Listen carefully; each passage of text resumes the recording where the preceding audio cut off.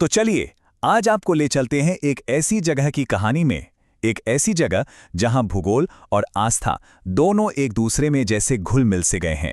जरा सोचिए, एक ऐसा द्वीप जहां धरती ने खुद ही एक प्रार्थना का रूप ले लिया हो। सुनने में ये सवाल थोड़ा अजीब लग सकता है ना, कि भाई कोई नदी प्रार्थना कैसे लिख सकती है। लेकिन भारत के दिल में एक जगह है जो इस सवाल का जवाब देती है। एक ऐसी जगह जहां कुदरत ने अपने हाथों से एक पवित्र मंत्र लिख दिया है। जी हां, मध्य प्रदेश में, जहां पवित्र नर्मदा नदी एक द्वीप के चारों ओर घूमती है। अगर आप उसे ऊपर से देखें तो एक अद्भुत नज़ारा सामने आता है। ये द्वीप किसी इंसान की बनाई हुई कलाकृति नहीं, बल्कि हिंदू धर्म के सबसे पवित्र प्रतीक ओम यानी ओम का आकार लेता है। और नहीं, ये कोई महज इत्तेफाक नहीं है, यही तो ओंकारेश्वर की बुनियाद है। ठीक है, एक ओम के आकार का द्वीप, ये अपने आप में ही कमाल की बात है। लेकिन सवाल ये है कि ये जगह इतनी पवित्र क्यों मानी जाती है? अच्छा, इसका जवाब छुपा है हमारी प्राचीन कथाओं में। देखिए, इस पवित्र धरती के बनने के पीछे दो मुख्य कहानियां सुनाई जाती हैं। और मजे की बात यह है कि दोनों ही कहानियां गहरी भक्ति और दैवीय शक्ति से जुड़ी हैं।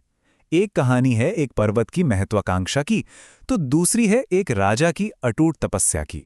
तो पहली कहानी है विंध्याचल पर्वत की।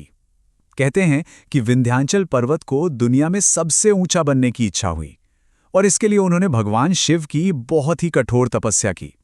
अब उनकी भक्ति से खुश होकर भगवान शिव तो प्रकट हो गए, लेकिन तभी वहां मौजूद साधु संतों ने उनसे गुजारिश कर दी कि आप हमेशा के लिए यही बस जाइए। शिवजी मान गए और उन्होंने खुद को दो रूपों में बांट लिया, एक ओंकारेश्वर और दूसरा ममलेश्वर। और जो दूसरी कथा है वो जुड़ी है इक्ष्वाकु वंश के राजा मांधाता से। उन्होंने इसी द्वीप पर बैठकर भगवान शिव की घोर तपस्या की, और उनकी तपस्या का फल ये हुआ कि शिवजी ने उन्हें वचन दिया कि वो हमेशा यहीं निवास करेंगे। और जानते हैं, आज भी राजा मांधाता के सम्मान में इस द्वीप को मांधाता द्वीप भी कहा जाता है। तो ये तो हो गई वो प्राचीन कथाएं जिन्होंने इस भूमि को पवित्र बनाया।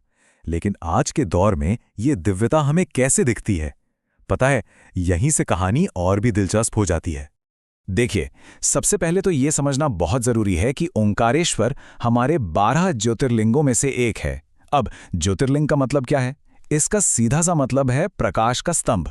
मतलब ये वो खास जगहें हैं जहां माना जाता है कि भगवान शिव खुद एक दिव्य प्रकाश के रूप में प्रकट हुए थे। लेकिन ओंकारेश्वर को जो बात सबसे अनोखी बनाती है वो ये है कि यहाँ का ज्योतिर्लिंग एक होकर भी एक नहीं है। मतलब इसे एक ही ज्योतिर्लिंग माना जाता है जो दो मंदिरों में बटा हुआ है। सोचिए, एक ही दिव्य ऊर्जा जो दो अलग अलग जगहों पर मौजूद है। तो इसका मतलब ये हुआ कि यहाँ की तीर्थ यात्रा तभी पूरी मानी जाती है जब दर्शनार्थी दोनों मंदिरों के दर्शन करें। पहले द्वीप पर बने ओंकारेश्वर मंदिर के, और फिर नर्मदा के दक्षिणी किनारे पर बने ममलेश्वर मंदिर के। असल में ये दोनों मिलकर ही एक ज्योतिर्लिंग को पूरा करते हैं। और अगर हम आर्किटेक्चर यानी वास्तुकला की बात करें तो भाई दोनों ही मंदिर उत्तर भारतीय नागर शैली के बहुत ही खूबसूरत नमूने हैं।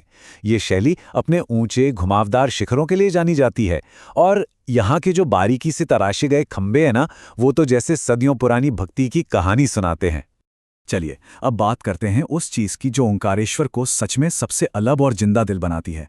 एक ऐसी परंपरा जिसके मुताबिक देवता यहां सिर्फ रहते ही नहीं हैं, बल्कि हर रात यहां खेलने भी आते हैं। जरा सोचिए, रात का समय है, दिन की आखिरी प्रार्थना जिसे शयन आरती कहते हैं वो खत्म हो चुकी है।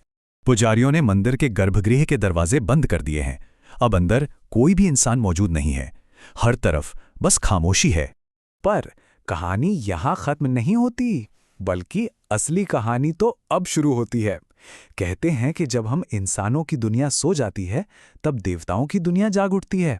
यहाँ की मान्यता के अनुसार हर एक रात खुद भगवान शिव और मां पार्वती मंदिर में चौसर खेलने आते हैं। चौसर यानी पासे का वो प्राचीन खेल।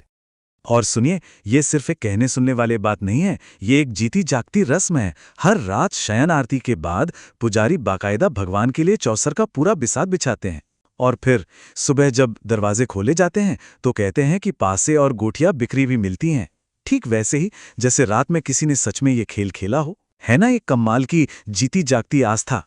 तो चलिए, फटाफट से जरूरी बातें एक बार दोहरा लेते हैं। ये जगह है मध्य प्रदेश के खंडवा जिले में नर्मदा नदी के तट पर। इसकी सबसे बड़ी मान्यता यह है कि ये पवित्र ओम ध्वनि का साकार रूप है, और इसकी सबसे खास पहचान, एक तो इसका ओम के आकार का द्वीप, और दूसरा रात में होने वाली शयन आरती की ये अद्भुत परंपरा। दर्शन के लिए मंदिर सुबह 5 बजे से रात 10 बजे तक खुला रहता है। और ये सब कुछ हमें एक बड़े सवाल पर लाकर छोड़ देता है कि आखिर ओंकारेश्वर क्या है? क्या ये सिर्फ भूगोल का एक चमत्कार है जहां प्रकृति ने इत्तेफाक से एक पवित्र निशान बना दिया, या फिर ये आस्था का एक ऐसा प्रतीक है जो इतना शक्तिशाली है कि उसने खुद जमीन को ही अपना आकार दे दिया? हो सकता है जवाब इन दोनों के बीच में ही कहीं हो।